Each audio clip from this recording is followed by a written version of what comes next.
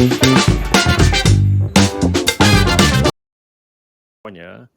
Bay Area, was that what it was? Bay Silicon Area, Valley. Silicon Valley, San Francisco Bay. That's amazing. Ginger Faith here has been a real estate investor for over 30 years. Yes. You have flipped over 52 houses, 2 of which were featured on HGTV. Airbnb for superhost, landlady, banker.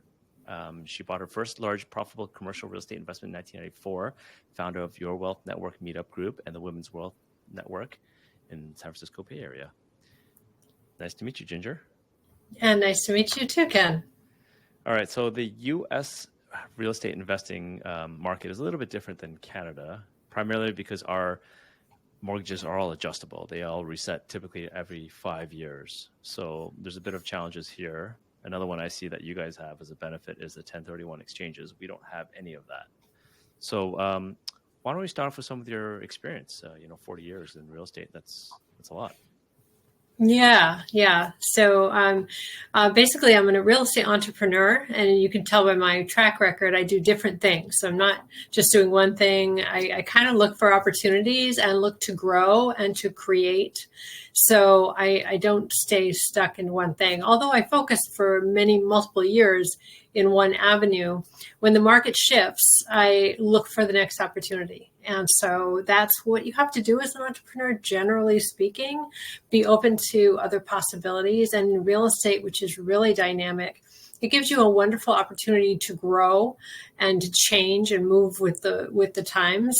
And it's just a matter of being available and open to what is the next opportunity for growth. And so, so it's been very fluid.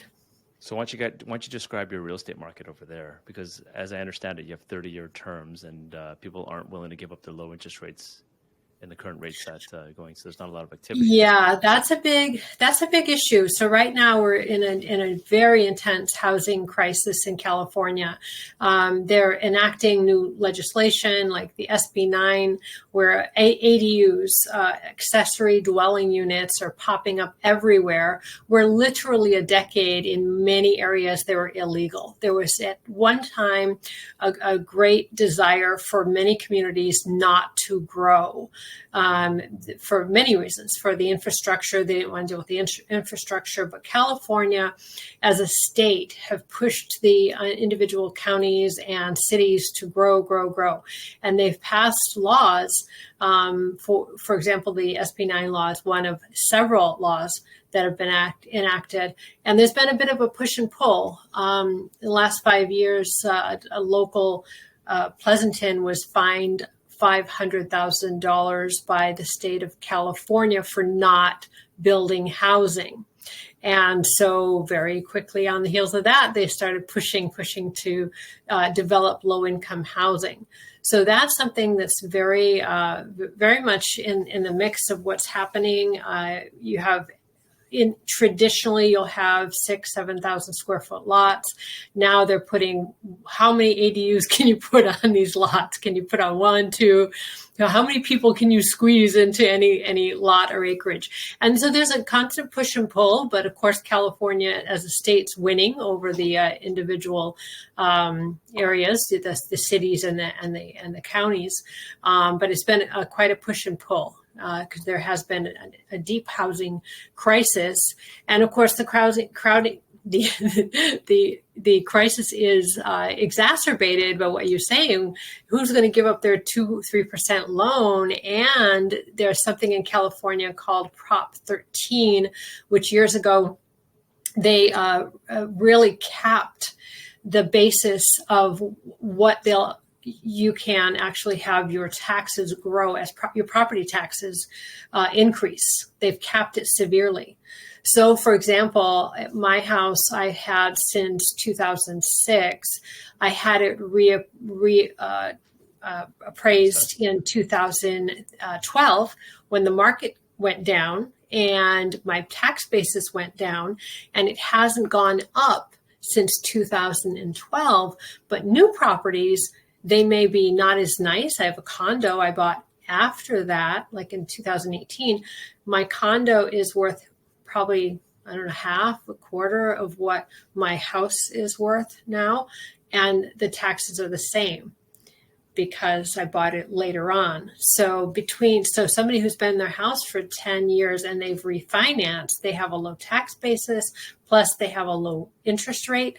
They're not moving, because the next phase, they're going to their taxes are going to be double, triple, quadruple what they're paying. Plus, they're going to have to be wet with the higher interest rates, which are now hovering right around 7, 6.5, depending on where we're at the moment. Wow. So it's really causing an issue with people wanting to sell. They don't want to sell unless people are moving out of state, which we know has been very famous since COVID. People are saying they're out of California because of politics. Predominantly, the politics are affecting a lot of people.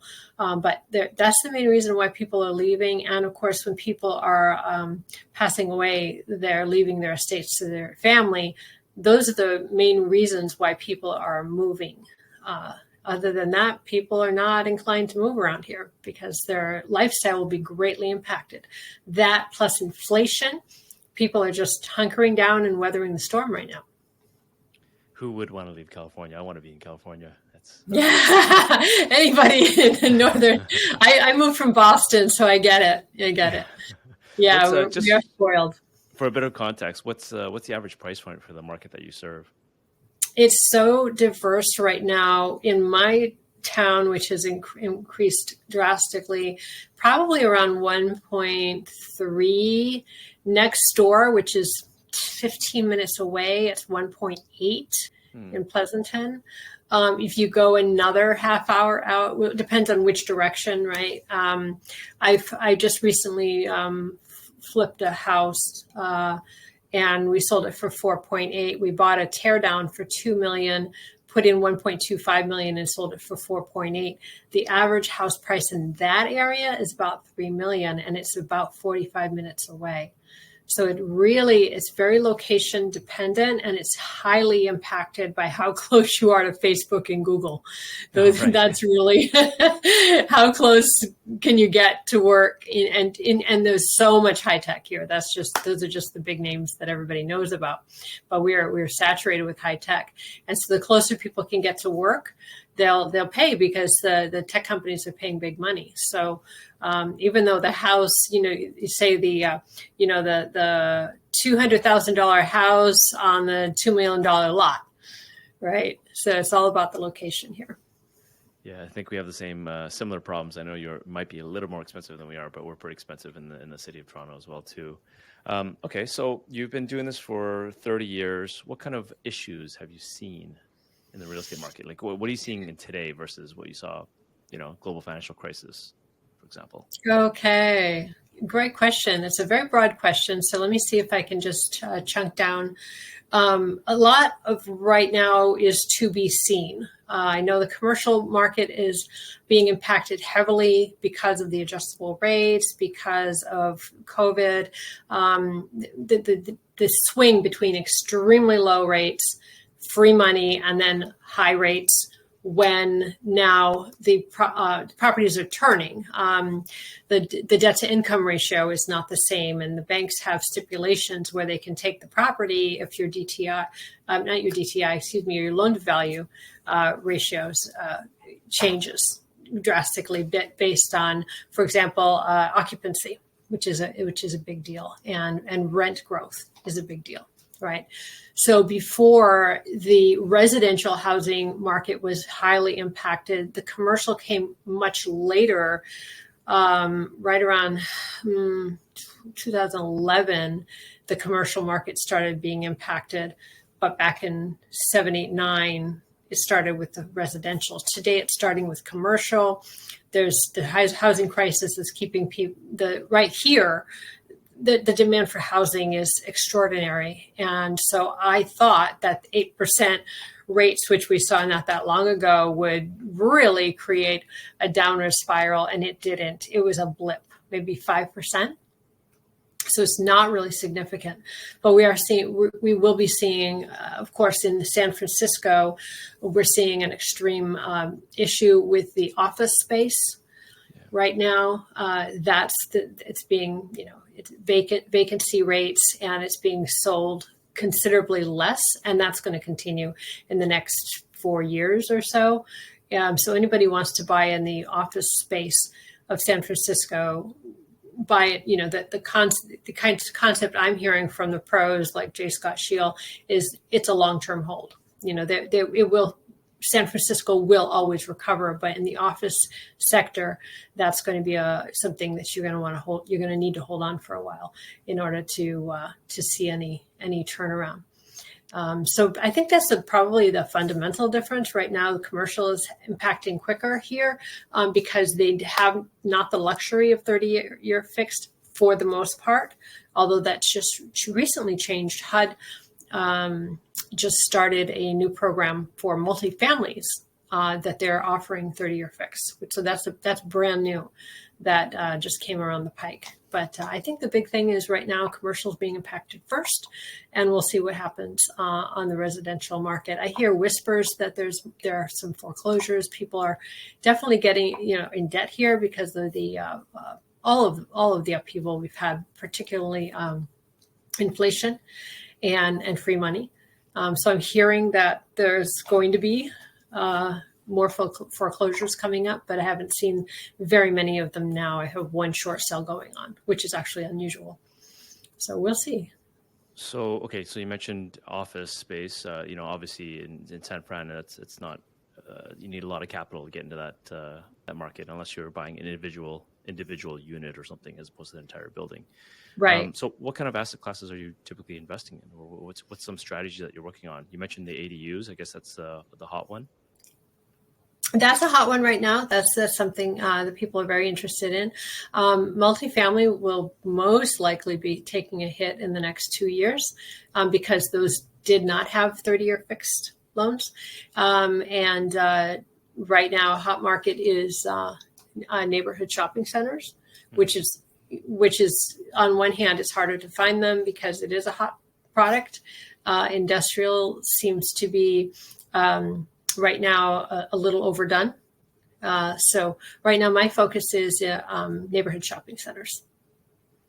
Okay, like single tenant net leases, or like strip just malls? small neighborhood. Yeah, grocery anchored. Yeah. Okay, so do you put together a fund, or you buy them yourself? Like what's the strategy there? Just people, friends and family, usually Okay. friends and family, people in California. Keep it simple. Yeah. Yeah. And are you adding value to these places? Renting them out? Always. Yeah, I'm a value add investor, 100%. Forced appreciation is where it's at. Although I've known people who've done very well, buying A-class properties and then just managing them. That's just not been a strategy that I've ever done. Okay. So that's a little pretty advanced, I'm sure. I'm sure you had to go through some learning curves to get there. It's big money, I'm sure, just like we are here. So maybe some common mistakes that you've had along the way, that people can avoid, whether you're doing the fix and flips or putting together, friends and family money to buy these strip malls, which aren't the number one. I think that everything has to do with the numbers. And if you're not really good with numbers, you need to start getting good with numbers. And if you're not good with numbers, you need to have people that you trust that are good with numbers who can show you. And the bigger the properties, the better you need to get with the numbers, because there are multiples of formulas that need to be integrated in order to get valuations proper. And it takes a lot of work and time. So I would say that, number one. Number two, and it's in tandem with that, is underwriting. The best source of money anywhere is private money. Right, on both sides. For the operator, if you can have somebody who's private and they are professional, they're much easier and better to work with than banks all day long and Saturday. And for the person getting the money, getting that check every month, every quarter, or whatever it is, it's beautiful. It's a great system. But the number one, I think, skill and problem, and this is an area where there have been major nightmares, is number one, the operators are not good. They don't know what they're doing and they're not careful, or they're crooks and scammers. And the people offering the private money aren't sophisticated. That's why in America, they always push to only work with, accredited investors, and they've got legislation around this because they realize that there are people who are inept or not sophisticated, or they're downright crooks that will target people who are not sophisticated. So if you're not sophisticated, you need to get sophisticated before you write big checks to people. And the number one thing is underwriting. The banks are the wealthiest institutions on the planet, right? Banks, insurance companies, wealthiest. Why?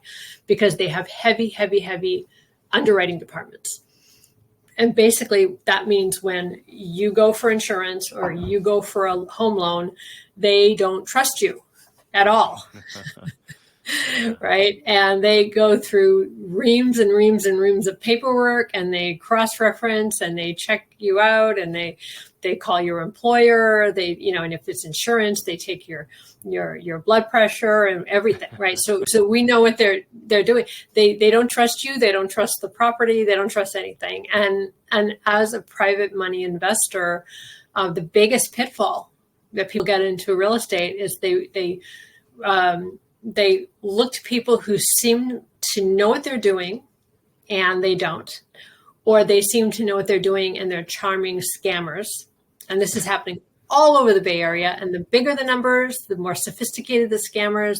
They're smart, they're funny, they're charming, but ultimately they're scammers. And so you have to go, if you want to get involved with real estate on any significant level, you basically cannot trust anything.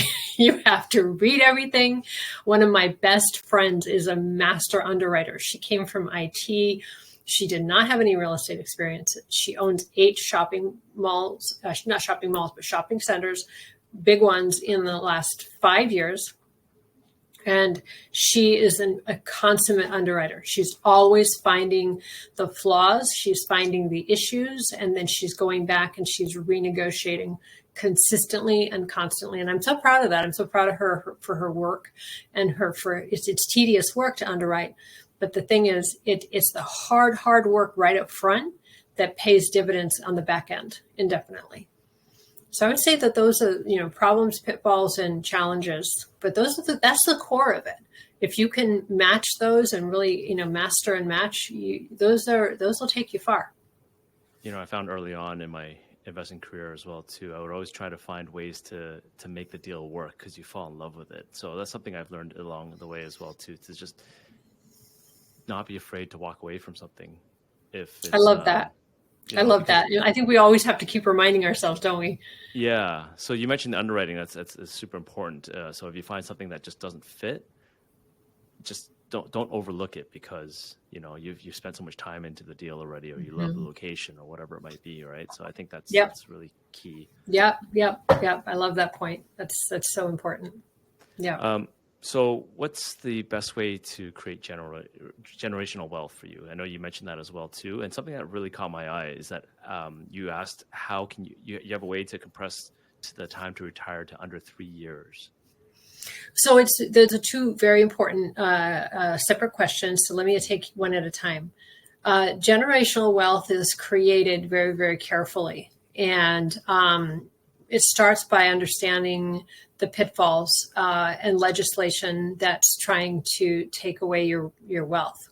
What are the rich people doing? Okay, so I'll give you an example. California recently, under the radar, passed a law that when someone passes away, that the house is now reevaluated for the tax basis to increase it to the current tax basis. Mm-hmm. That has never been the case before.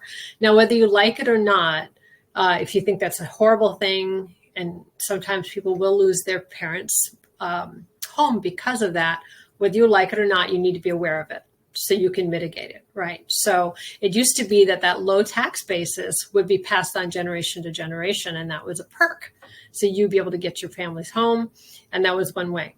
There's a lot of ways that the wealthy are continuing to work to play the money game so that they're protected. The easiest one, I'd say, for anyone is to get everything you have into a trust. Go to see a good lawyer. At the very least, go under Rocket Lawyer so you have something, but there's going to be a lot of holes if you have any significant holdings at all. But get everything into a trust, because what's going to happen is if you don't, it's going to go into everything you own is going to go into probate, and it's going to strip your wealth. It's going to take your time, and it's going to be a big problem. So that's the easiest way. Use entities intelligently as they're meant to be used in order to protect your wealth going forward. Now, there's a lot more strategies on that, but I'd say that's probably a really good place for any investor to be sure to start there. Make sure your assets are in a trust. See, I've always avoided trust because of the administration and the setup nightmare. And for us, we'd have to trigger another land transfer tax again if you move everything to a trust, because I bought everything with a personal corporation. So how I mitigated that was using insurance instead, or life insurance, so that the death benefit would cover any kind of probate taxes that you'd have to pay. The next generation would have to pay, right? That's interesting. So how does that work? Does all your property go into probate and need to be analyzed by the state, or? Yeah. So you have to pay capital. It would trigger capital gains for that, and the successor would have to pay that. But that's where my life insurance, my death benefit from the life insurance, would help offset some of that. Would offset the mortgages and offset the property tax gains. Okay. So here, if you put a property into a trust immediately when you get it, or as soon as possible, it doesn't trigger anything, because you explain that it is for the benefit of the owner. So it's kind of like the same thing, but not. And so it avoids that. But when probate time, or when death, happens, that trust is a separate entity that lasts forever. It doesn't die. So it continues on. So that over here works. It's the same thing. It's the same thing as over here. It's just the administration is a bit harder here, I find, anyway, with the legal entities. Right. But right. Interesting. So it's just different strategies, like you say. There's many ways to do it. It just depends on what level of assets you have and if it's worth it or not. Right. So the best thing, I think, being proactive, finding a great attorney, reading up on it. Just being proactive and not reactive, For sure. And definitely having beneficiary easy. If you have cash in banks and wealth institutions, where your beneficiaries. Here in U.S., we want to avoid probate. That's the number one thing. So if you have an assigned beneficiary immediately, that's so easy to do. Just call the bank and get a beneficiary. That's so easy to do. But then the money is immediately transferred over to the person on death, and it avoids all of the probate mess. Yeah, I know you want to avoid that as well too. But sooner or later, you have to pay those taxes. I think anyway. You can't keep that trust going on forever. Or maybe you can. I don't know.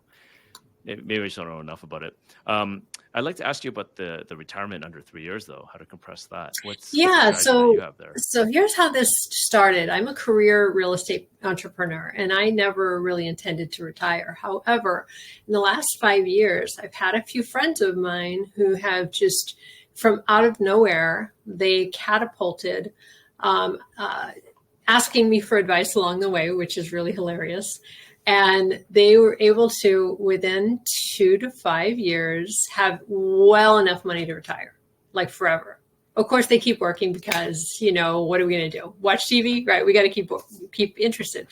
But one of my friends was so impressive. She was very strategic, and she bought a large multifamily distressed asset and needed a lot of work, and worked very, very diligently in a compressed time in 2 years to totally turn it around, and pocketed multiple 7 figures in 2 years. Okay. Tell me more. And then she left me. She left California for a more conservative state, bought a farm, and is having a wonderful time growing organic vegetables. And she took a good couple years off to start. She built her house on this farm, and then started growing these vegetables, and got a dog, and just totally changed her life around. And I was so inspired by her work, because she was asking me for advice all along the way, but she was so strategic. I started looking at there were other people, and she invited me into her inner group of people who are doing this all the time. And they're basically the concept, if you want to retire 2 to 5 years, is the concept is simple, but a lot of great concepts are simple, but they're not easy, right? So the concept is think fast or big. Okay, so fast meaning in the crash of '08, I thought I had a window where I could do REO and short sale flips. I had a short window, but I didn't think it was going to last forever. So I went fast and I started doing tons and tons of flips and tons of short sales and, dealing with the REO. And that worked really, really well. And I made a ton of money in a short compressed period of time. So what opportunities are out there? So it's a matter of thinking broadly about what opportunities and then going for it. The second concept is thinking big. Well, when years ago, Donald Trump said, if you got to think, you may as well think big. And I had no idea what he was talking about years ago. In the 90s, he was saying that, right? And I thought, what in the world are you talking about? Well, when over the past decade, I've started to see this. So my friends are buying 150,000 square foot shopping centers. They're buying really big multifamilies, and that's thinking big. It's more problems, it's more stress, it's more responsibility. But when you get a good team together to handle it, and you keep on top of it, you're compressing time. And what you're doing, because of the great, the largeness of the project, you're compressing your time. And that's what my friend did. And she compressed time. And so I love the concept because it's worth it. It's something that challenges you. It makes you grow. It takes you out of your comfort zone. But the value is there. If somebody definitely wants to retire at any age, you can want to retire at 20. Because you just want that freedom. It's really not about retiring, because that's a really antiquated concept. Back in 1998, I think it was, I read an article in Worth magazine, and the cover said, "Don't retire. There are better things to do." And it proceeded to explain that the concept of retirement was new to the Industrial Revolution. That before that, an old person just continued making shoes until they passed on. They just made fewer shoes when they got tired. But with the Industrial Revolution, the industrialists recognized, they did their math and their actuarials. And at the time, somebody would, pass on, earlier than us. So they created the concept of retirement in order to maximize the profitability of their factories. So in the meantime, embedded in our entire consciousness from the 1800s to even today, the concept of retirement, but it is an antiquated concept that has no place in our world today because we are no longer in industrial. We're heavily into information today. And so the idea of retirement really has no place, but it's still a great catchphrase. And I like to use it because it makes people think. And so if you're 25 and you just, flipped a big apartment complex, for example, and now you can retire, now you have options. What are you going to do? You could travel Europe for 6 months and have actual wealth behind you, backing you up. You can start a new business that you are passionate about and learn about that, right? You're not confined and constrained to a dead-end job. Most people today, they're going to college and they're not really benefiting from their college degrees. And I have to get the stats on that, but it's pretty high. I've heard this recently. That's right. It's all the gig economy now. Yeah. Right. So you can go and really start focusing on something that you're passionate about. Once you get this thing knocked out of the way, meaning get the money thing handled. Get that out of the way. Not that you're never going to make money ever again. I have a very dear friend of mine who's been another real estate entrepreneur. He's retired 20 times. And every time I call him, he's got another deal going on because he loves it. He's passionate about it. But it's about options. It's about, we have a world that's full of opportunity. And although we can't do everything that's available to us, having the money taken care of so we have more options is really a great tool. It's a great value. And so that's why I encourage people to really seriously think about that. So I don't think you have to sell anybody on making more money. I don't think that's an issue, at least to retire. It's more about some practical steps, I guess, for somebody. And I know everyone's different in their careers. For example, I'm doing a development as well too. It's a pretty big swing that we're taking as well, but it can go either way, right? So kind of getting caught on the city not giving us the zoning, for example, for something. So there's a bunch of problems we have to solve. But if we make it, then that's pretty much retirement money as well too. Right. So what are some practical steps that you would do? Because, especially if you don't have the experience, right, to do things like this, to underwrite it properly, to look at it. I know you say talk to the right experts, but I guess it's deal dependent. But I'm just curious what you mean by under 3 years. Is that just a specific example of your friend, or do you have a formula for this, or what? I am developing a formula. I do have a master class, but I will tell you right away, jump in to where people are doing stuff. Yeah. Just jump in. Okay. And so I'll tell you what my friends do and did. They're consistent. They're analyzing deals all the time. They're talking to a lot of professionals. Most places have real estate investment meetups, which can be a wealth of information. Right now, we've got podcasts like this. When I started off in the 90s, there were no podcasts, there were books. You had books, that's all you had, right? There were no meetup groups. There was nothing like that. So there's a wealth of information. There's literally no reason why we cannot get educated today.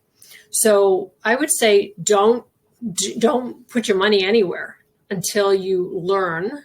You learn, you get moving, get talking to people, watch what other people are doing. Okay. So, I go and I visit my friends' new acquisitions. They're in contract with something. I go and visit with them. Right. It's like, oh, let's go take a look at your shopping plaza. Let's go look at your office building, whatever it is that they're working on. Let's talk about it. Right. Let's talk about it. So adding value to people, find out what it is that you do have and what you can bring to the table to help out is really, really significant. I'd say that's something that, so a strategic plan, learn, and do, right? And then maybe just start with a small house flip, talk to 3 contractors, find out how they run their numbers exactly, write it all down, and go through the process, right? Okay, so now you do a little tiny house, and then you do a bigger house, and then you do a duplex, and then you do something, right? Some people can start with a 20 unit, just dive right in. If you've got some backers and if you have other people who you're willing to let them take the lion's share of the money to begin with, you can take a portion of it for your grunt work and for you, right? So it's just really a matter of setting your intention and knowing that people before you have done it, and then you can do it, right? So having faith in yourself that you can learn is important. And so, so I would say, does that answer your question? I think it was pretty great. I was going to add to that, saying, because you mentioned talking to other people as well, too. And I find that if you're talking to people that are where you want to be or you aspire to be, sometimes they have deals that come across their desk that they just don't want to handle anymore because it's almost beneath them. But to you, that might be really large, right? So sometimes you get some extra deals, some crumbs off their table, which is really nice. Yes. Absolutely. You bring up a really critical point. This is all of people. It's all about people and building relationships. The more relationships, just being likable. Dale Carnegie, How to Win Friends and Influence People. There's a great book I'm reading right now, Thou Shalt Prosper, which is a fabulous book written by a Jewish rabbi about why the Jews have become so really, really successful always, no matter what the hardship, what difficult situation, they always come out on top. And there are principles involved that he brings out. But one of them is just loving the process of getting together with people and building community. One of the biggest issues we had during the pandemic, I truly believe that people kind of got a little bit more into their shell than normal. And some people stayed that way a little bit more than normal. Yeah. A lot of people, got out and started networking and connecting right away. But a lot of people just started staying in the house because they got into a pattern of like a couple of years of being afraid of the world. So I think get out there, start talking to people, get in areas where people are doing well, and find out what they're doing. Get in that energy, get in the mix, and then set your goals and start following your path and your passion in this arena. Awesome. What kind of projects are you working on right now? What do you, what are you working on? You want to talk about some? Right now, I am liquidating some residential properties in favor of investigating some commercial properties. So that's kind of so I'm in this transition. I've just put a few of my properties on the market that are apartment buildings and then condos. And I'm also a broker. So I just won the lottery, I say, because I helped a young couple buy a house here in Silicon Valley in a super hot market. We were beat out 6 times. Wow. I pulled out every trick in the book to get us a house, and they moved it. They move in now, like right now. So nice. So I am a broker and a mortgage broker as well, and I love that, right? Because it's like passion. But the exciting thing about being an investor and being a broker to help people is that you can bring your expertise. So I literally can say, okay, well, these windows, this will cost how much? This to fix those windows or replace those windows. The flooring, based on this square footage, this is going to cost that much because I'm active in building and in with the trades. I'm also having a major house remodel right now of my own, and we just put a pickleball court in my Airbnb. And my next attention is being focused on some commercial, small bay industrial or neighborhood shopping. So that's my next port of call. Okay, and I think that's a natural transition because when you get tired of the residential, you can only add so much value to it. Having that, I guess that land is huge. Having that kind of, you can repurpose industrial to so many different things as long as it meets zoning and the shopping centers as well too, because they're usually surrounded by dense areas, right? It's big. Generally speaking, generally speaking. So depending on where you get, so that's great. All right. Well, that was interesting. What else? Where can people find you if they want to learn more about your mortgage broker, real estate broker, investing strategies? Yeah, the easiest way to find me is my name is Ginger Crystal Faith, and I think I'm the only Ginger Crystal Faith out there. So I have YouTube videos and I do podcasts. Literally today, I'm releasing I did a little lifestyle segment. I wrote an article for ABC News, and they picked it up in a little lifestyle little segment. It was kind of fun about how not to melt your don't let the summer melt your money away. And that was that's been picked up. And so, Ginger Crystal Faith, I'm on all the social media and LinkedIn and Facebook, Instagram. So great. And also if you're in the Bay Area or if visiting the Bay Area, I do have a real estate meetup. We're doing it tonight. As a matter of fact, it's your wealth network. And so we get together once a month. It's usually Wednesday, but I went to a Rolling Stones concert last week, so I changed it, and so we're having it tonight. And basically, we just talk about real estate, and so that's a good place for new people to get together. Typically, I don't have a huge group. We have about 30 that come each time, but they're more sophisticated, and we just talk about deals. So I have a very sophisticated crowd that comes, once a month. So aside from the networking, meeting new people, you're always talking about what deals you've encountered, what deals you've come across, things like that. Mm-hmm. Yeah. And they're kind of getting to know each other at this point, and just enjoying each other's company. But we always talk our next meetup will be about probate, how to deal with probate. We've had talks on Airbnb, state of the market, just various topics, how not to get scammed. So we have, so we will have a major topic every time, and then networking time, and then, deal desk, stuff like that.